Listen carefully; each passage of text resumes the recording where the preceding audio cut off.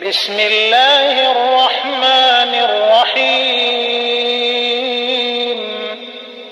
Bagaimana jika salah satu keluarga kita meninggal karena sihir yang dikirim oleh dukun?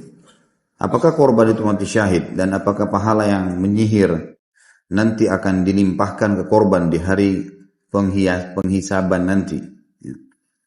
Mudah-mudahan ya, kita berharap mudah-mudahan dia mati syahid. Tapi saya belum pernah menemukan lafaz hadis yang berbunyi orang yang dibunuh oleh penyihir dia mati syahid. Karena Nabi SAW sudah rincikan kan orang mati syahid ya. Orang yang mati di medan perang, orang yang mati terbakar, orang yang mati tenggelam, orang yang mati itu semua disebutkan. Tapi tentu saja dia terzalimi. Mudah-mudahan itu adalah husnul khatimah, kebaikan. Tapi tidak bisa kita vonis atau kita katakan orang ini adalah mati syahid.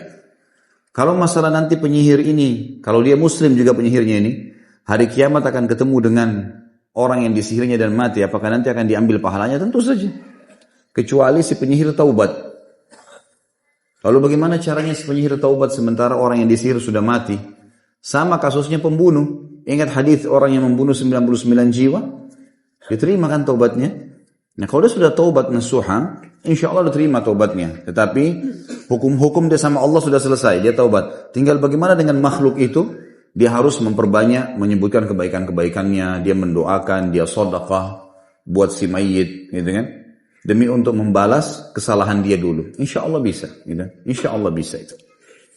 Tapi kalau dia tidak taubat, tentulah ya hukum berlaku di hari kiamat. Pahala-pahala dia kalau dia muslim pun akan diambil.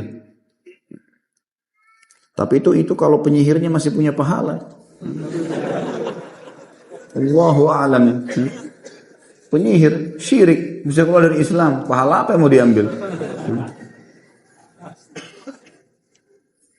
Apakah kita bisa terhindar dari sihir yang dikirim oleh dukun jika kita menjaga 5 waktu sholat dan zikir saja? Mudah-mudahan, insya Allah, ya, insya Allah bisa. Saya pernah ceritakan kalau saya tidak salah ya, saya ingatkan kembali ada seorang syekh di Saudi menceritakan seseorang dukun yang taubat, kemudian dia menceritakan bagaimana dulu dia menyihir seseorang anak muda dan tidak bisa tembus selama 3 tahun. Kemudian dia sudah taubat orang ini. Lalu dia ceritakan, dia bilang, setelah saya konsultasikan dan saya tanyakan saya cari tahulah kenapa anak muda ini nggak kena sihir. Maka pengakuan semua syaitan yang bekerja sama dia, kalau anak muda yang sedang disihir itu yang tidak bisa tembus sihir itu, setiap habis sholat wajib selalu baca ayat kursi. Sunnah Nabi SAW baca ayat kursi kan? Karena kata Nabi SAW, siapa yang membaca ayat kursi selepas sholat wajib, sholat 5 waktu, maka tidak ada yang menghalangi antara dia dan surga kecuali kematian. Ya. Nah ini ternyata menjadi penghalang, tameng. Itu saja semua amal saleh insya Allah. Zikir pagi sore yang kita baca, kita sering membaca mu'awwidzat, ya, qul a'udzu birabbil falaq, qul a'udzu birabbin nas. Ini akan menjadi tameng yang sangat kuat. Dia tidak bisa masuk, tapi dia akan bisa masuk kalau orang itu terus berusaha dan di saat-saat kita lalai. Di saat-saat kita lalai. Ya. Lalu teman-teman sekalian, untuk masalah sihir ini saya sarankan hindari semua fasilitas yang bisa membuat mereka menguatkan sihirnya. Seperti contoh, banyaknya orang di antara kita sering pajang fotonya di profil, pajang foto di sana sini yang tidak ada perlunya gitu. Maka itu bisa diambil dan dijadikan sebagai bahan sihir. Gitu. Atau mungkin kita sendiri berinteraksi dengan orang-orang yang memang kita tahu orang ini sebenarnya bisa berinteraksi sama alam-alam itu. Gak usah dijadikan sebagai teman. Jadi memang kita jaga jarak sama mereka. Jangan ada masalah, jangan ada konflik. Supaya jangan mereka buat sihir itu. Walaupun kita tidak takut. Kalau terjadi insya Allah kita hadapi karena kita punya ruqyah. Ada pengobatan syariah yang bisa kita lakukan. Tapi kita menjaga lebih baik daripada mengobati. Ya. Kita menjaga kesehatan lebih baik daripada mengobati penyakit pada saat kita sudah sakit. Maka ini lebih baik kita hindari interaksi sama orang. Jadikan semua teman-teman kita, sahabat-sahabat kita memang orang-orang yang beriman kepada Allah, yang sudah tahu hukum-hukum syar'i. Seperti antum misalnya teman-teman ikhwah dan akhwat sudah hadir di pengajian, itu teman-teman kita. Yang buruk-buruk memang masih awam, yang tidak mengerti, jangan jadikan sahabat ini karena mereka sangat rentan sekali bisa berhubungan dengan dukun-dukun. Sedikit sakit hati, dukun yang bermain. Cinta ditolak, dukun bermain. Ini apa ini semua? Dukun-dukun terus gitu. Bagaimana dengan orang-orang yang mengaku ustadz atau kiai? Apa ini? Mereka memakai ayat-ayat Al-Quran dalam meramal. Ini dari mana ini? Ayat Al-Quran dipakai meramal. Saya belum pernah temukan ada Al-Quran bisa dipakai meramal ini. Kalau ini pun dilakukan sama dia, dan ternyata ayat-ayat Al-Quran itu, dia biasanya gini, umumnya dukun-dukun dan penyihir itu, mereka kalau mau mengelabui pasiennya, kalau orang ini ada sedikit condong ke agama, dia ingin dengarkan baca ayat, misalnya Qul a'udzu birabbil falaq, dia keraskan sedikit suaranya di situ. Nanti kalau sudah masuk ke mantranya, suaranya hilang. Disembunyikan sama dia. Sehingga orang terkelabui seakan-akan, oh ini juga baca ayat. Padahal sebenarnya bukan itu. Mereka menyihir. Yang saya tahu, alhamdulillah, para ustadz, para kiai yang benar-benar Rabbani, patuh kepada Allah subhanahu wa ta'ala, memahami agama ini yang benar, tidak mungkin mereka pakai Al-Quran untuk meramal. Mustahil. Karena Al-Quran bukan ramalan. Al-Quran sebuah informasi pasti. Nggak ada yang tidak jelas. Umat sebelum kita, kejadian yang sedang kita lalui, apa yang akan terjadi akan masa depan. Semuanya jelas. Yang berlalu sudah dibuktikan tentang kaum-kaum yang disiksa oleh Allah, gitu kan? Kemudian ada situs-situsnya, ada peninggalan-peninggalan seperti Fir'aun, ya, seperti Namrud, banyak peninggalan, ada peninggalannya. Kemudian yang terjadi sekarang, syariat yang kita sedang terapkan ada, kita tahu mana hukum halal haramnya Allah, lalu masa depan ke surga neraka juga sudah disampaikan. Nggak ada ramalan di situ. Untuk apa dia pakai meramal nih? Itu sudah jelas ini cuma menunggangi istilah suci ustadz atau kiai. Saya melihat ini istilah ini sangat luar biasa ya. Istilah ini adalah istilah yang kita anggap orang itu sudah sampai pada tingkat sangat dekat dengan Allah, punya ilmu agama sehingga kita berikan gelar ini. Sayang sekali ya kalau ada orang yang menyalahgunakan ini kemudian tidak ditindaklanjuti, mestinya di follow up, ditindaklanjuti dan diperingatkan, bahkan dicabut gelar dari dia. Dari mana dia dapat gelar-gelar ini? Jangan terlalu murah diberikan kepada semuanya orang ini. Jadi Allah alam yang saya tahu tidak mungkin. Kalau dia betul-betul ustadz atau kiai yang benar, dia tidak mungkin jadikan Al-Quran sebagai alat ramalannya. Bolehkah kita minta untuk diruqyah? Saya sudah pernah jawab ini. Tidak ada masalah. Enggak ada masalah. Ya, kalau ada pendapat yang mengatakan hadis 70.000 dari umatku tidak masuk surga tanpa hisab, di antaranya yang tidak minta diruqyah, itu pendapat yang mengatakan bahwasanya ini maksudnya memang tidak minta untuk diruqyah. Tapi ada pendapat lain yang mengatakan tidak, bukan itu yang dimaksud. Yang dimaksud di sini tidak minta diruqyah berhubungan dengan kata-kata sebelumnya, tidak tatayyur, tidak menggantungkan nasib pada benda, tidak bertato, kemudian tidak minta diruqyah. Ya. Jadi memang dia berhubungan dengan penyampaian sebelumnya. Artinya ini memang ruqyah yang dimaksud adalah ruqyah secara etimologi, bahasa. Semua bacaan yang ditiupkan namanya ruqyah. Mantra pun dibahasakan ruqyah. Seperti dalam hadis yang lain dikatakan ar-ruqa wat-tama'ima wat-tiwala syirkun. Ya. Ar-ruqa jamak daripada ruqyah. Mantra-mantra yang disebutkan. Kemudian tamaim dan tiwala, kalung, jimat yang digantungkan adalah syirik. Adalah syirik. Jadi mana etimologi di sini? Kalau ruqyah syariah tidak sama sekali. Itu pengobatan yang Nabi SAW ajarkan. Gak mungkin kita bahasakan ini tidak boleh diminta. Kalau orang sakit terus gimana? Gak mungkin kan gitu. Nabi SAW pernah diruqyah waktu disihir oleh Lubab bin Aqsam. Kita harus bisa lebih bijaksana memahami masalah. Allah alam, dan saya cenderung dengan pendapat kedua, gitu kan? Enggak ada masalah. Mungkin kalau ada orang cuma iseng saja, tidak ada apa-apa, tapi coba-coba ruqyah saya coba, mungkin ini perlu dinasihatin, gitu kan? Tanpa sebab. Tapi kalau orang sudah sering ketindian, sering mimpi buruk, ribut terus rumah tangga suami istri, sering mimpi digigit ular, ada tanda-tanda sihir yang ada pada dia. Tidak bisa ditunda ini. Harus bicara sama orang ahlinya, kemudian diruqyah. Nggak bisa enggak ini. Bagaimana hukum konsultasi dengan ustadz yang sering memberikan terapi dengan ayat Al-Quran yang ditulis dan direndam dalam air dan sejenisnya, membuatkan ayat Al-Quran dan disimpan dalam dompet? Tidak pernah Nabi SAW ajarkan ini. Saya mau tanya teman-teman, pernah antum temukan riwayat Nabi SAW suruh para sahabat atau mau perang Uhud, perang Badar, tulis-tulis ayat di baju, tempel supaya kebal? Banyak orang Islam melakukan itu. Tulis ayat-ayat dianggap itu bisa kebal. Kalau itu baik pasti sudah didahului kita oleh para sahabat. Mereka berperang, manusiawi, bertakbir, bertasbih, luka, alhamdulillah, luka di jalan Allah. Mati ya mati syahid, kan gitu. Ini tidak perlu semuanya teman-teman sekalian ya. Tidak perlu. Ayat-ayat Al-Quran di zaman Nabi SAW ada, ditulis di lapak kurma, gitu kan? Ada, tapi tidak pernah dicelupkan ke dalam gelas, dalam air gitu. Yang ada, kalau dalam metode ruqyah memang ayat Al-Quran dibacakan ke dalam air lalu ditiupkan, itu ada. Itu memang ada, tapi kalau kayak gini dikatakan tadi kertas dicelupkan di dalam air atau potongan ayat Al-Quran ditaruh dalam dompet, ini tidak pernah ada anjuran. Al-Quran itu bukan ditaruh di dompet. Baca, dibaca, bukan ditaruh di dompet. Atau Al-Quran kecil sekali tidak jelas apakah itu benar Al-Quran atau tidak. Lalu digantung-gantung di leher. Ini tidak pernah ada contoh gitu kan. Tapi kalau tetap ada orang mau ngotot lakukan, ya hak dia, silahkan. Daripada nanti dikira saya lagi nyerang gitu kan. Ya silahkan lakukan semaunya deh gitu kan. Saya mengingatkan apa yang saya tahu lebih baik dijauhi. Karena ini tidak pernah ada contoh dari baginda Nabi SAW. Dan Alhamdulillah Islam sudah jelas. Rasulullah SAW sudah jelaskan semua, maka tidak perlu kita tambah dan kurangi.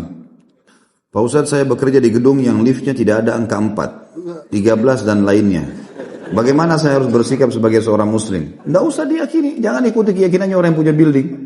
Karena mereka anggap orang angka 4 itu angka sial. Tidak ada sial dalam Islam. Tidak ada hari sial, tidak ada waktu sial, tidak ada dalam Islam itu. Gitu kan? Yang ada hari lebih baik dari hari yang lain. Iya, waktu lebih baik dari waktu yang lain. Tempat lebih baik daripada tempat yang itu ada. Seperti misalnya hari Jumat lebih baik daripada hari yang lain. Gitu kan? Itu jelas. Sepertiga malam lebih baik daripada waktu-waktu yang lain sepanjang hari. Mekah dan Madinah, Aqsa lebih baik daripada tempat yang lain. Itu ada. Tapi sial nggak ada. Makanya kata Nabi SAW, La tasubbud dahr. Allah SWT berfirman dalam hadis qudsi riwayat Bukhari, La tasubbud dahr fa innid dahr. Jangan pernah kalian mencaci maki atau menyalahkan waktu karena aku penciptanya, kata Allah. Jangan katakan sial. Gitu kan? Hari Selasa dianggap di Indonesia hari sial. Nggak benar ini. Jadi kalau ada orang kecelakaan hari Selasa, nah kan hari Selasa. Ada hubungannya. Kenapa hari Selasa? Pindah rumah bulan Muharram panas, nggak bisa. Bulan Muharram bulan suci. Kenapa nggak apa-apa kalau orang pindah? Nggak boleh menikah bulan Muharram. Kalau dia meninggal pas sebelum selesai Muharram, rugi kan nggak menikah? Belajarlah ilmu yang benar gitu kan. Ada syariat yang sudah jelas. Apa itu khurafat? Apakah benar itu adalah nama seseorang yang diculik ke alam jin, lalu setelah beberapa lama dikembalikan ke alam manusia? Dari mana ini? Ini yang disampaikan oleh antum itu khurafat. Khurafat itu kebohongan, kedustaan. Ini yang ditulis tadi contohnya, ini khurafat. Alhamdulillah terjawab sendiri. La ilaha illallah. Kedua orang tua saya sudah tidak pernah tidur seranjang semenjak saya SMP hingga saya kuliah. Apakah ini perbuatan jin atau dukun? Allahu a'lam. Bisa saja. Bisa dari jin, bisa dari mereka sendiri. Mereka tidak mau lakukan. Tanya. Anda sebagai anak tanya. Kenapa ayah nggak kumpul sama ibu? Kenapa begini? Kadang-kadang ada orang subhanallah begitu. Dipermainkan oleh syaitan. Kalau apakah itu gangguan syaitan, perjuangan itu bisa jadi. Tapi apakah itu sihir? Ini Allahu a'lam. Ini harus ditanyakan. Makanya kalau teman-teman yang biasa terjun di alam ruqyah ini tahu, mereka tanya dulu sebelum ruqyah itu tidak langsung spontanin seorang di ruqyah ditanya dulu. Mungkin masalah kejiwaan, mungkin masalah apa ya? Ada sesuatu yang tidak disenangi gitu kan? Dari perilaku pasangan, tapi karena demi anak-anak akhirnya tetap tinggal serumah tapi tidak sekamar, tidak juga cerai. Ya. Yang jelas ini was-was syaitan. Tapi apa itu gangguan jin dalam arti kata sihir? Allah alam. Dikonsultasikan dulu, tanya. Kalau ada tanda-tanda itu, misal setiap kali, misal ibu antum tanya, ibu kenapa? Oh, dia bilang, saya setiap kali lihat ayah kamu selalu benci. Itu contoh, itu tanda-tanda ada sihir. Ada sihir berarti.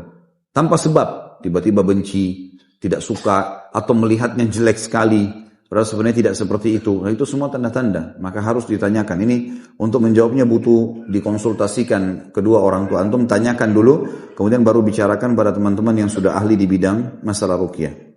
Sebenarnya info apa yang dicuri di langit? Apakah info yang dimaksud adalah lauhul mahfud? Pernahkah ada riwayat jin yang berhasil mencuri info tersebut? Hadis Bukhari itu. Itu jelas ada. Yang dicuri adalah informasi tentang kejadian keesokan hari. Saya sudah pernah jelaskan itu kan.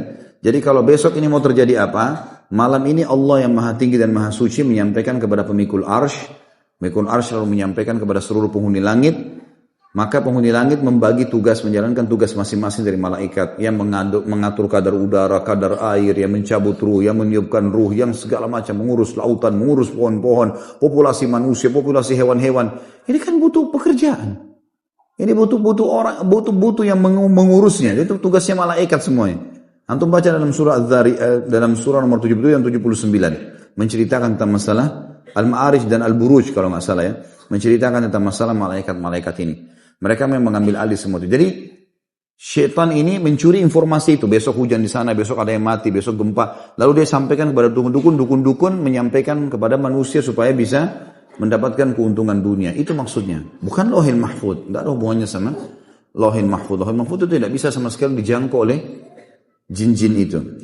Saya melihat di YouTube penyihir atau dukun dipenggal kepalanya Ustaz. Karena dukun penyihir tidak diminta pertaubatannya. Apakah benar Ustaz? Iya. Siapapun dalam Islam yang kepergok sedang praktek perbuatan dosa besar, yang dosa besar itu memang hukum syar'inya kena kisos. Kepergok lagi mencuri, maka hukumnya dipotong tangannya. Kepergok lagi berzina, hukumnya dirajam kalau sudah nikah atau dicambuk. Hukumnya lagi bakar menyan, lagi nyihir orang, ketangkap. Ya semua hukum. Dan ini semua memang kisos. Pencuri kepergok, masukkan penjara, diproses. Walaupun dia taubat, tetap dipotong tangannya. Pezina tadi ditangkap, masuk penjara. Sementara diproses dia taubat, tetap dirajam. Ini terjadi di zaman Nabi SAW. Ada sahabat atau sahabat sudah taubat kepada Allah kan, tapi tetap dirajam.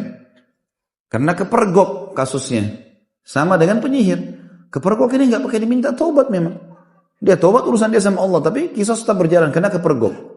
Yang tidak dihukum itu kalau orang tidak kepergok. Dia pernah jadi penyihir lalu dia taubat. Dia pernah berzina lalu dia taubat. Itu antara dia dengan Allah subhanahu wa ta'ala. Dan kalau ada hak makhluk dia harus kembalikan. Tukang urut bayi, langganan istri saya pernah bercerita. Kalau dia dalam membenarkan urat saraf dibantu oleh jin. Apakah dia bisa disebut dukun? Dan apakah hadis tentang 40 hari sholatnya tidak diterima berlaku? Iya. Semua interaksi sama jin sama dukun. Cuma mungkin level-level dukun berbeda-beda gitu kan. Mungkin ada yang lebih banyak menggunakan jin. Jadi di alam dukun ini teman-teman sekalian, dalam penyihir ini, makin dia mengabdi sama iblis, naudzubillah, maka makin banyak pengikutnya atau pasukannya dari jin atau syaitan yang membantu dia. Yang paling tinggi para penyihir dan dukun ini kalau mereka mengikrarkan kufur kepada Allah di depan iblis. Naudzubillah, dia menyebutkan kalimat kufur, mengufuri Allah subhanahu wa ta'ala dan beriman pada iblis. Ini akan diberikan oleh iblis sekian banyak syaitan yang akan membantu dia. Ada dukun-dukun yang di bawahnya, misal dia hanya datang ke gua bersemedi di lautan segala macam, minta panggil-panggil penjaga inilah, penjaga itulah, dewa inilah, segala macam bahasa yang diucapkan sama dia. Maka ini kalau syaitannya datang, kemudian syaitannya memanggil dia, mengeluarkan suara, akhirnya dia ketemu, akhirnya dia interaksi dan seterusnya. Ini juga penyihir. Ada juga penyihir yang mungkin dia hanya belajar dari temannya cara menaklukkan lawan jenis, karena itu kan banyak sihir mahabbah namanya. Bagaimana membuat lawan jenis suka gitu kan. Nah itu dia cuma belajar dari temannya, lalu dia praktekin, lalu dia juga buka praktek. Nah, maka ini semua juga penyihir sama dengan ini. Ya, dia menggunakan tenaga jin untuk mengurut orang, sama. Dan ini umumnya sebenarnya untuk melekatkan si pasien agar selalu ketagihan ya, dan interaksi sama dia. Makanya teman-teman, terutama akhwat kita, hati-hati kalau masuk di salon-salon umum, gitu kan? Karena banyak sekali di antara mereka itu yang masalah luluran, yang masalah ini, pijat segala macam ini, hati-hati. Karena kadang-kadang memang mereka orang awam tidak ngerti. Mereka pakai ilmu-ilmu sihir ini kemudian untuk menarik supaya konsumen itu kembali lagi. Sama juga dengan untuk kecantikan, pasang susuk segala, enggak usah. Terimalah yang Allah kasih. Pakailah sesuatu yang alami, yang memang manusiawi, krem misalnya ya. Apalah istirahat cepat, mungkin minum sari buah-buahan, ya memang banyak kan. Alhamdulillah di YouTube sekarang itu banyak sekali cara perawatan ini secara alami, perawatan ini secara alami. Dan kalau dilakukan memang benar. Nah itu memang benar, ilmiah gitu. Nah itu yang diikutin. Bagaimana dengan pengobatan alternatif atau seseorang yang dapat mengobati berbagai penyakit? Apakah termasuk dosa besar? apabila kita ke sana. Saya tidak bisa memvonis langsung semuanya ya, tapi umumnya bahasa alternatif ini butuh dilihat kembali. Biasanya digunakan pengobatan alternatif oleh orang-orang yang kita lihat keadaannya. Kalau dia memang model-modelnya dukun, gitu kan, ya sudah berarti dia ke dukun.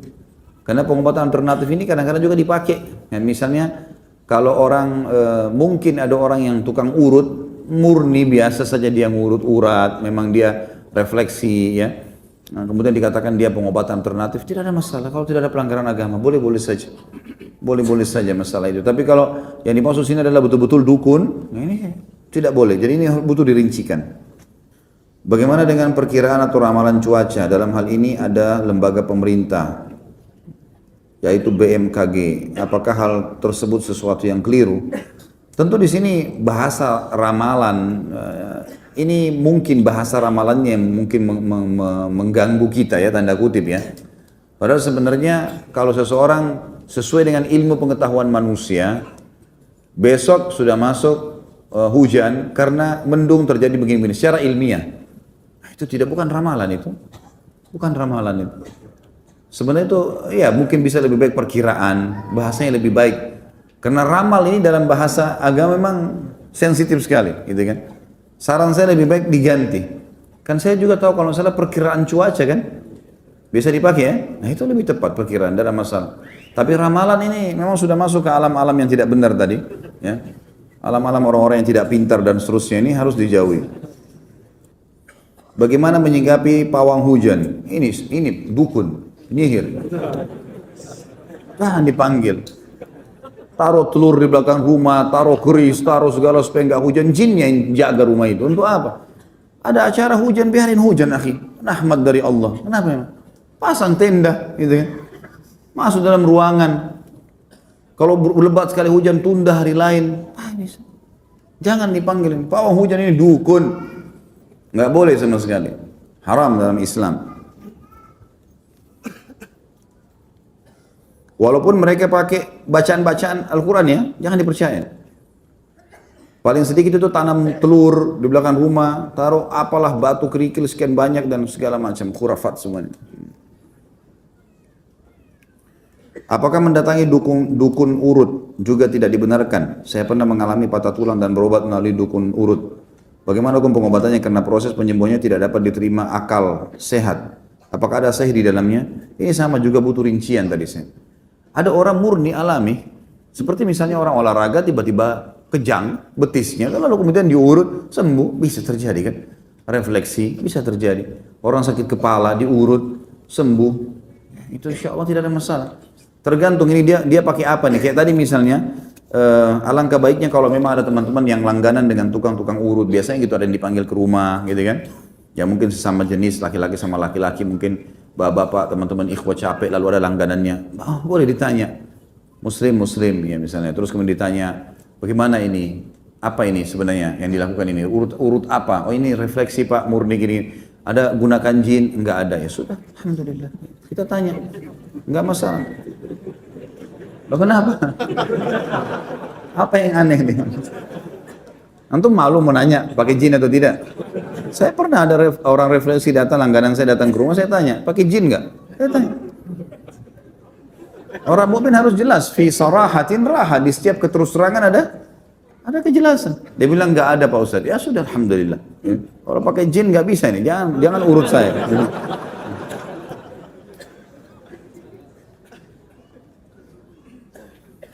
Bagaimana solusi untuk menghentikan kebudayaan yang bertentangan dengan syariat? Saudara saya ini dua pertanyaan ya. Tentu teman-teman sekalian, semenjak Anda atau Antum sudah belajar agama Islam, apalagi ikut kajian-kajian sunnah yang insya Allah kita usahakan murni kembali kepada wahyu Al-Quran dan sunnah, ada dalilnya kita kerjakan, tidak ada kita tinggalkan teman-teman sekalian, maka sudah harus difahami bahwa tradisi dan kebudayaan seorang muslim adalah Islam itu sendiri. Islam itu sendiri. Mulai sekarang jadikan Islam sebagai budaya antum, sebagai tradisi antum. Makannya makan Islam, pakaiannya pakaian Islam, pernikahannya pernikahan Islam. Semua Islam. Yang bertolak belakang dengan Islam, kebiasaan suku saya, kalau lagi acara telanjang, pakai kain daun-daun saja, nari-nari. Tinggalkan.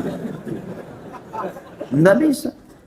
Jangan dibilang ini budaya kita. Ya ini hati-hati, tidak bisa dikatakan. Dan tidak, apa gunanya kita pertahankan?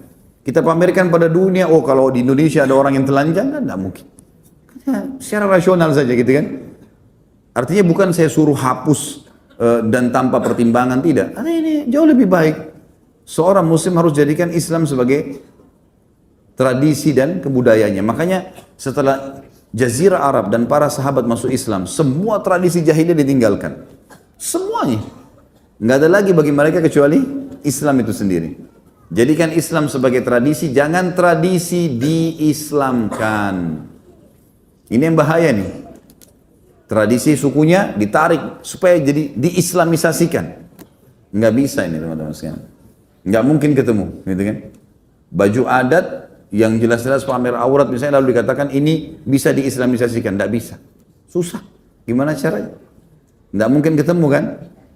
Setelah Islam datang teman-teman memang sudah berubah semua, subhanallah. Cuma Islam saja, nggak ada lagi yang lain. Antum tidak butuh yang lain sudah.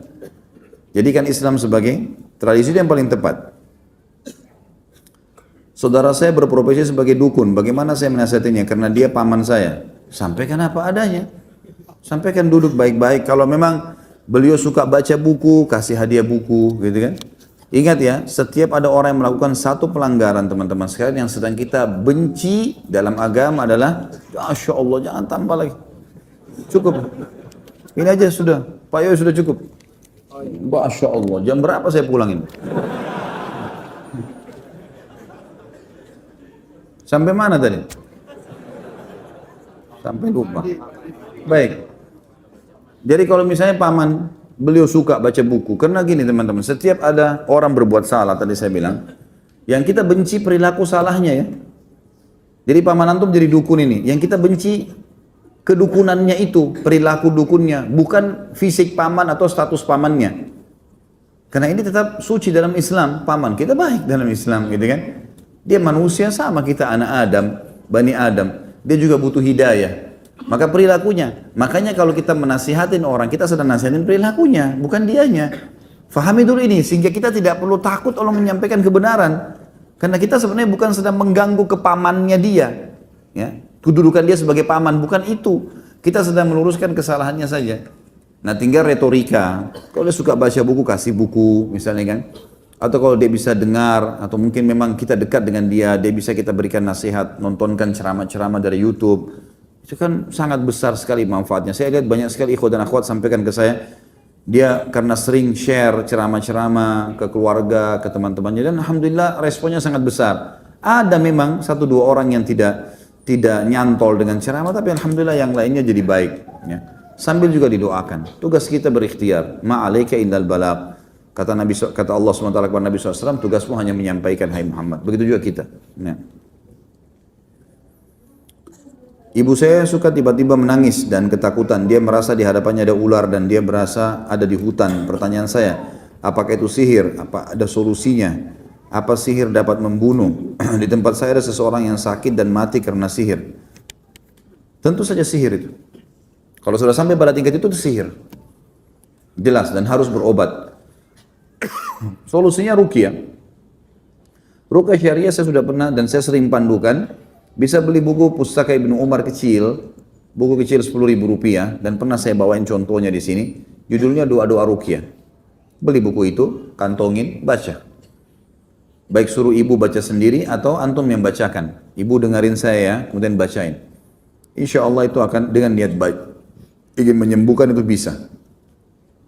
Apakah sihir bisa membunuh? Sihir bisa menjadi penyebab terbunuhnya seseorang, tapi matinya seseorang karena ajal. Makanya ada orang kena sihir sampai 20 tahun, 30 tahun nggak mati-mati karena memang ajalnya belum datang kan. Dia bisa menjadi penyebab seperti tabrakan menjadi penyebab orang mati, tapi dia bukan mati karena tabrakannya, mati karena ajalnya. Karena pada saat itu walaupun dia tidak tabrakan dia akan mati. Begitu keyakinan seorang mukmin, tapi ini bisa jadi penyebab saja. Saya melihat di acara TV ada acara menafsirkan mimpi. Bagaimana hukum ini? Apakah mereka termasuk dukun? Beda ya. Saya tidak tahu acaranya seperti apa, tapi ada ilmu takbir mimpi itu ada. Takbir mimpi dan ini memang harus ahlinya. Kalau yang saya tahu, ini memang harus level-level para ulama-ulama ini, bukan orang sembarangan ini. Karena ada sabda Nabi SAW, jangan kalian ceritakan sembarangan mimpi kalian pada seseorang karena bisa terjadi seperti dia takbirkan. Jadi nggak boleh kita mimpi malam tadi malam misalnya atau nanti malam, kemudian besok kita main cerita sembarangan sama teman. Enggak, jangan. Ceritakan kepada ahlinya, para ulama, dan ulama pun tidak sembarangan ya. Di kalangan tabi'in saja banyak sekali ulama-ulama besar, tapi tidak pernah, saya pribadi, mungkin sebatas ilmu saya ya, saya tidak pernah menemukan dari kisah Atha bin Abi Rabah, Sa'id bin Musayyab, kemudian beberapa ulama lain seperti Iyas al-Muzani dan yang lainnya, tidak pernah saya temukan mereka menakwilkan mimpi, tapi saya temukan ada di antara mereka yang menakwil mimpi dan itu tidak banyak, seperti Hasan Basri dan Muhammad bin Sirin, rahimahumullah. Ini ada di antara mereka memang yang tugasnya itu. Memang mereka punya ilmu di situ dan ini harus dalam sekali ya. Orang penakwil mimpi itu harus betul-betul memahami Al-Quran, memahami hadis Nabi SAW.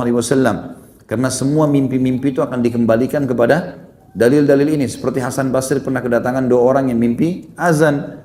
Lalu Hasan Basri bilang kepada keduanya, berikan saya waktu seminggu. Hasan Basri suruh datang Jumat depan, waktu itu hari Jumat. Lalu Hasan Basri selama seminggu telusurin. Ditemukanlah orang yang pertama ini muadzin di masjid. Dia mimpi azan dan dia muadzin. Yang satu ternyata ditelusuri oleh Hasan Basri, diam-diam ditemukan orang ini terkenal suka mencuri barangnya orang. Maka pada saat datang Jumat depan kata Hasan Basri kepada muadzin, kau akan haji tahun ini. Sesuai dengan firman Allah, wa'adzim finnas yaumal hajjil akbar. Ada kalimat wa'adzim finnas. Dan kumandangkanlah, panggillah orang untuk haji, mengerjakan haji. Gitu kan? Ini waktu Allah SWT berfirman kepada Ibrahim AS. Kemudian yang kedua kata Hasan Basri, kau akan mencuri dan akan dipotong tanganmu. Sesuai dengan firman Allah dalam surah Yusuf. Wa'adzana mu'adzinun ayyatuhal iru innakum lasarikun. Dan memanggil, dikumandangkanlah suara untuk memanggil saudara-saudara Yusuf bahwasanya kalian mencuri. Dan terbukti betul seperti apa yang Hasan Basri takwilkan terjadi. Ibnu Sirin lebih dalam menjelaskan masalah takwil mimpi dalam buku beliau, memang khusus itu. Judulnya memang takbir mimpi. Ya. Saya temukan di Indonesia sudah diterjemahkan. Saya tidak ingat itu hari penerbitnya apa, tapi ada seperti kamus mimpi. Cuma saya tidak menyarankan ikhwah membeli dan akhwat buku ini, karena nanti akhirnya setiap mimpi buka kamus itu ya. Mimpi sedikit buka lagi, mimpi sedikit buka lagi.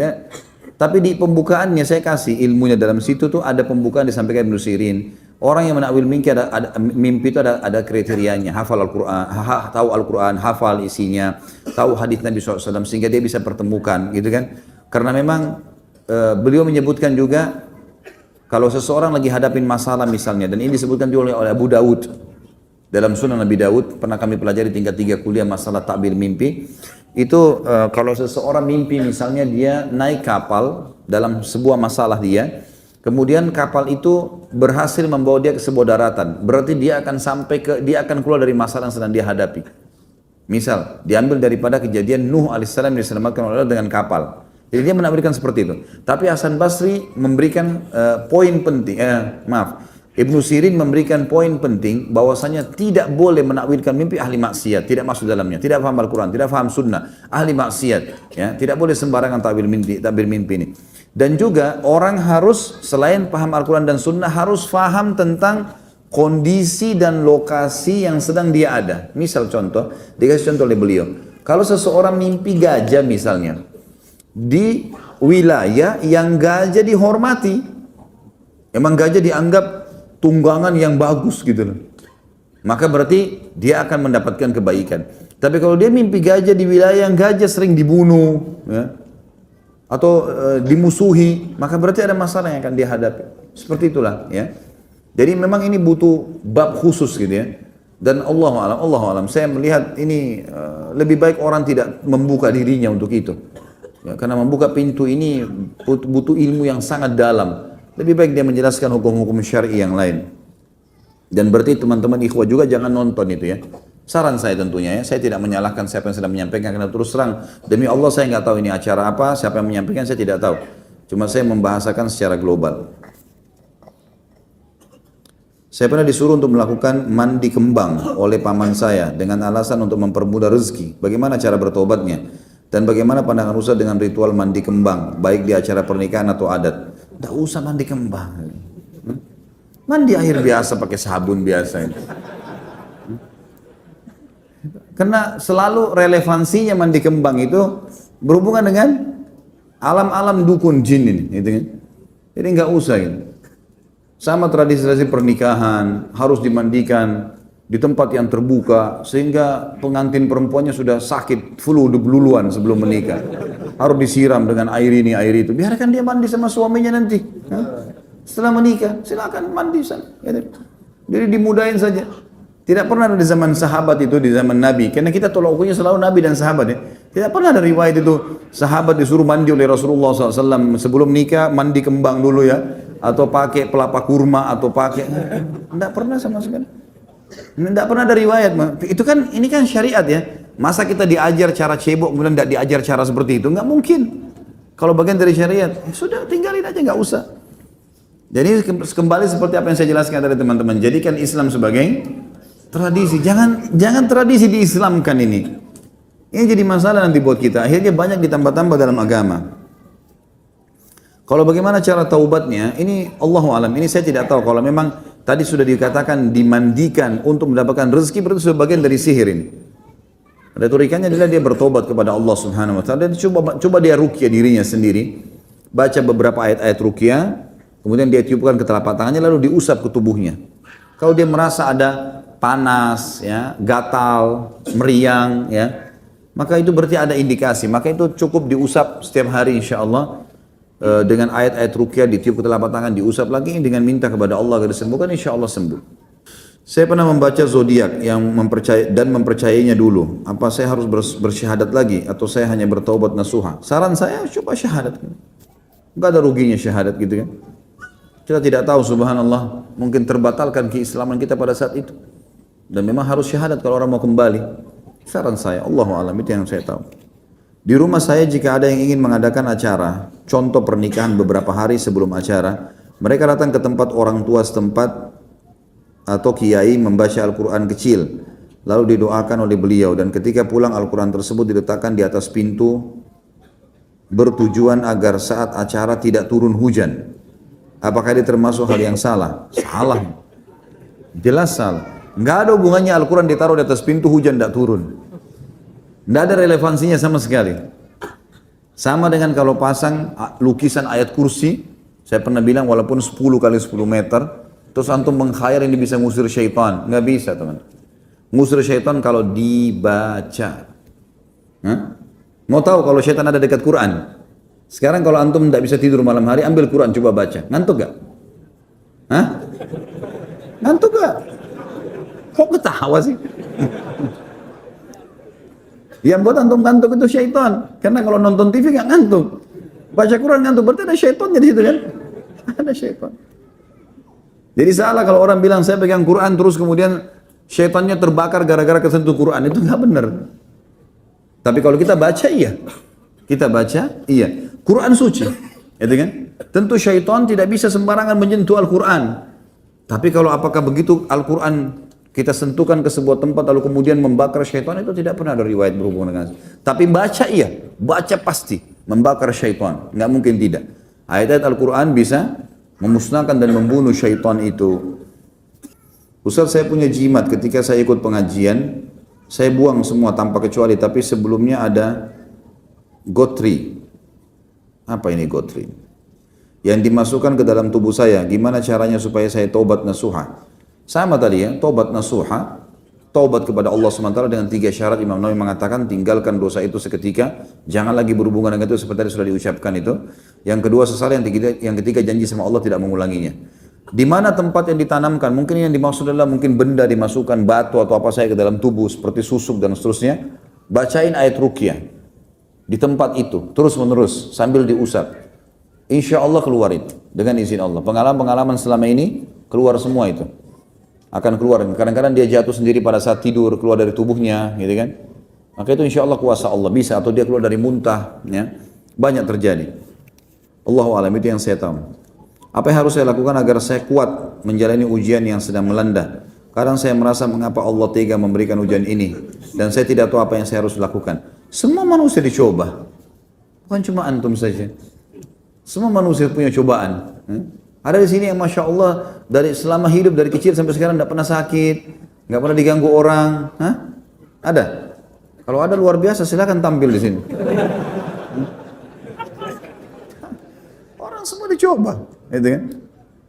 Ada cobaan yang datang memang untuk meninggikan derajat seorang mukmin. Minimal memberikan pelajaran. Orang kalau dapat cobaan teman-teman sekalian, dia kan jadi lebih pintar.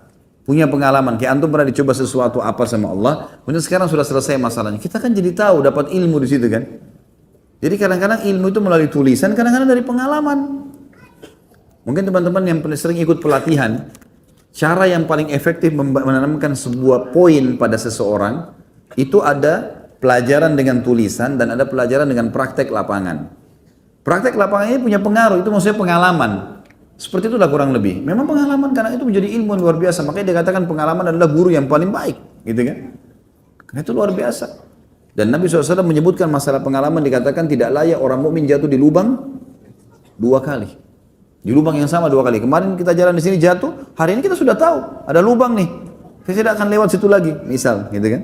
Atau di situ ada sesuatu yang berbahaya buat saya, maka jangan kita lewat. Sudah begitu kan?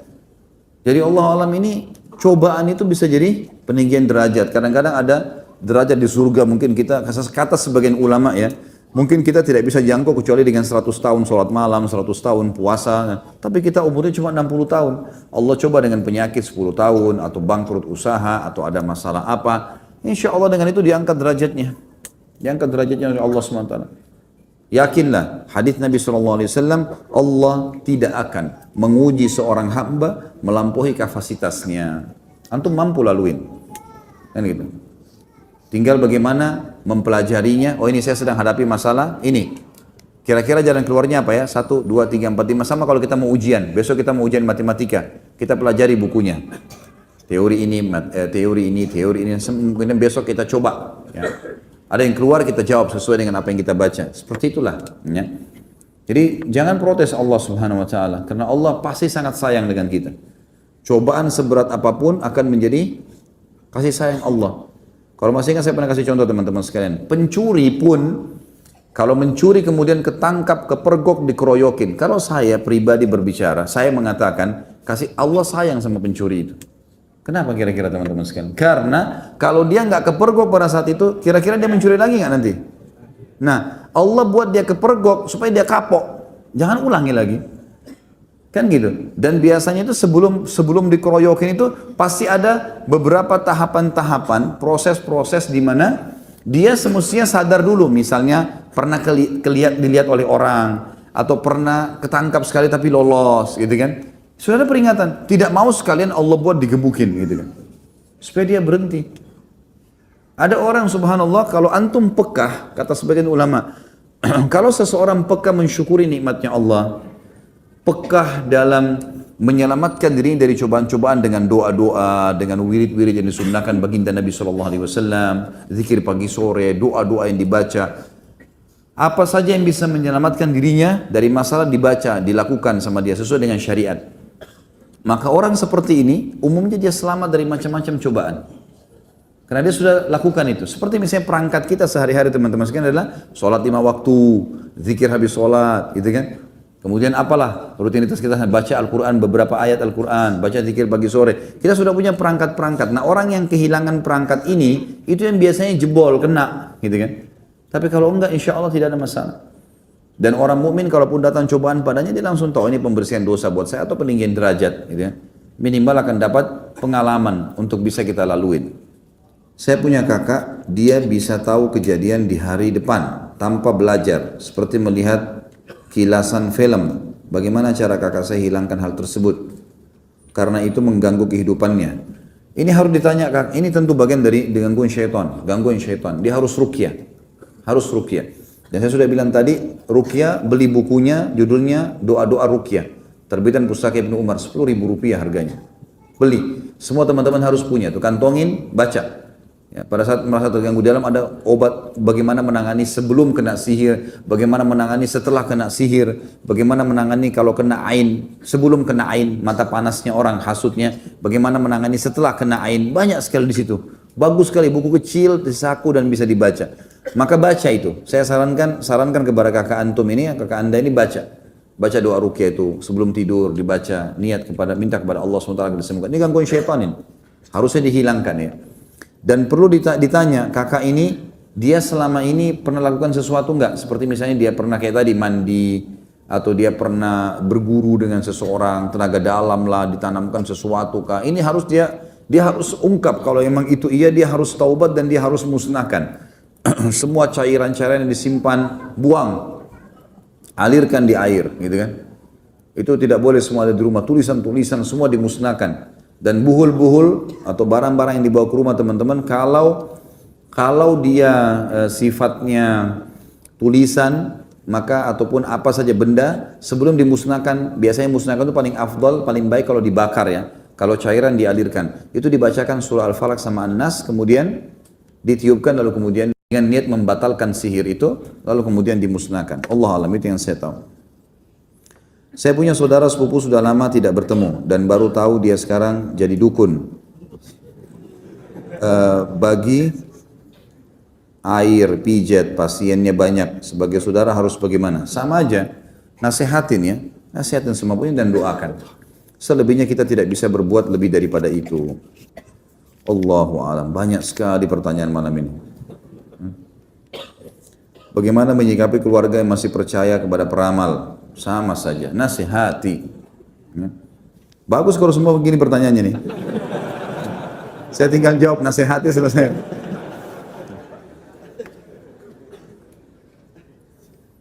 Apakah dosa juga pekerjaan? Apakah dosa pekerjaan seperti konsultan? Kenapa berdosa? Lihat dulu apanya. Dia konsultan bangunan, konsultan sekolah, tidak ada sesuatu yang salah. Tapi kalau dia jadi konsultan dukun, mungkin sekarang sudah modern kan? Dukun sekarang sudah hebat, masuk TV, pasang tarif gitu kan? Banyak teman-teman adakan pelatihan ruqyah misalnya, atau ada pengajian, sekarang dukun juga buat tuh. Saya lihat ada flyernya, buat pelatihan bisa jadi dukun sehari, bayar sekian juta di hotel bintang 5. Luar biasa, bisa belajar ilmu pelet dalam satu hari. La ilaha illallah. Nah kalau jadi konsultan itu nggak boleh, haram. Nah, sama sekali nggak boleh. Tapi kalau umum, kita pahami konsultan selalu positif ya. Bangunan, apa segala itu tidak ada masalah. Ada ustadz yang bisa mengetahui bahwa si A sakit paru-paru. Dan ternyata benar apa yang ustadz itu katakan. Apakah itu berdosa jika kita percayai? Kenapa dulu ini? Mungkin ustadznya dokter. Jangan buru-buru. Mungkin dokter tahu, oh dari nafasnya orang ini kayaknya paru-paru nih. Ini sudah pengalaman dia. Batuk, ini tenggorokan gatal, oh ini gejala flu. Mungkin dia dokter. Tapi kalau dia tebak orang lewat, ini paru-paru. Nah itu dukun. Ini bukan ustaz, ini dukun. Jangan dipercaya ini. Ya. Apa hukumnya bagi pedagang yang meminta tolong dengan dukun agar dagangannya laris? Dosa besar. Dan kalau dia percaya dia bisa kufur. Enggak boleh teman-teman sekalian. Dagang biasa dagang. Dagang itu modalnya halal, produknya halal, sistemnya halal. Percaya teman-teman, demi Allah laku. Enggak usah pakai dukun, enggak usah pakai pelaris ini. Enggak perlu. Terima uang, tepuk-tepuk uang itu. Saya pernah tanya itu. Kenapa tepuk-tepuk? Supaya laris. Apa hubungannya kertas bisa ngelarisin? Tidak ada hubungannya, Nggak ada hubungannya sama sekali. Coba teman-teman, pelajari ilmunya itu, cari modal yang halal, kemudian produknya juga berkualitas bagus, jual baju yang memang bagus, warnanya, coraknya, segala macam, sesuai dengan syariat. Laku kok insya Allah. Sistemnya juga jangan pakai hal-hal yang berbau riba atau dolar dan seterusnya. Insya Allah laku. Di Saudi dekat Masjid Haram semua orang kaya raya itu banyak. Nggak ada pakai pelaris tuh. Dagang biasa. Jual sandwich, jual jus. Laku. Orang laku. Kan gitu. Jadi tidak perlu semua ini teman-teman sekalian ya. Bagaimana dengan adanya tentara jin dalam pasukan Nabi Sulaiman? Apakah itu termasuk syirik? Itu beda. Syariat Nabi Sulaiman alaihissalam beda dengan kita. Jangan disamakan. Dan itu mukjizat untuk Nabi Sulaiman alaihissalam. Dan bukan untuk umatnya. Tidak pernah Nabi Sulaiman bilang, saya pelihara jin, saya pasukan saya jin, bukan pelihara ya. Pasukan saya jin, Allah tundukkan, kalian juga boleh pakai jin. Enggak ada. Cuma Nabi Sulaiman alaihissalam saja. Karena memang Allah SWT menundukkan itu sebagai mukjizatnya. Ya bukan syirik di situ. Dan Nabi Sulaiman alaihissalam bukan di sini menggunakan tenaga mereka dalam hal-hal yang bisa berbau kemusyrikan atau berbau kufur kepada Allah. Tidak. Mereka tunduk dengan hukum Allah subhanahu wa ta'ala. Dan ini berbeda ya. Ini sama. Kalau minta air yang didoakan, sebenarnya tergantung teman-teman sekalian. Kalau kita bicara masalah bab ruqyah bisa masuk dalamnya. Tapi kalau umum saja tidak ada sebabnya, tiba-tiba kayak pengajian gini ada yang datang, tolong Ustaz bacain air ini untuk saya bawa pulang untuk berkah. Tidak ada perintah, tidak pernah ada sahabat bawa air. Di zaman Nabi ada kan air, ada gelas, ada kendi. Tidak pernah ada riwayat mereka bawa, ya Rasulullah ini air saya doain supaya saya pakai baca mandi di rumah saya itu. Tidak pernah ada riwayat itu kan? Tidak pernah, jadi memang sebaiknya dihindari. Allahu a'lam, ini yang saya tahu. Bagaimana hukumnya menentukan hari tanggal baik untuk mengadakan suatu acara? Ini kembali kepada hukum tadi. Kalau misalnya dia kembali kepada syariat Allah, misal daripada hari lain, saya mau adakan acara saya hari Jumat aja deh. Karena saya tahu hari Jumat hari yang mulia, hari yang terbaik. Kata Nabi SAW, hari Jumat adalah hari yang terbaik sepanjang penciptaan langit dan bumi. Memang ada hadisnya. Kalau cuma seperti itu nggak ada masalah. Tapi kalau penentuan tanggal, oh kalau tanggal 13 nggak baik, oh kalau tanggal 17 baik, atau apalah segala macam, ini khurafat semua nggak benar. Ini nggak boleh. Ini masuk dalam masalah tatayur namanya, menggantungkan nasib pada benda, dan ini tidak benar.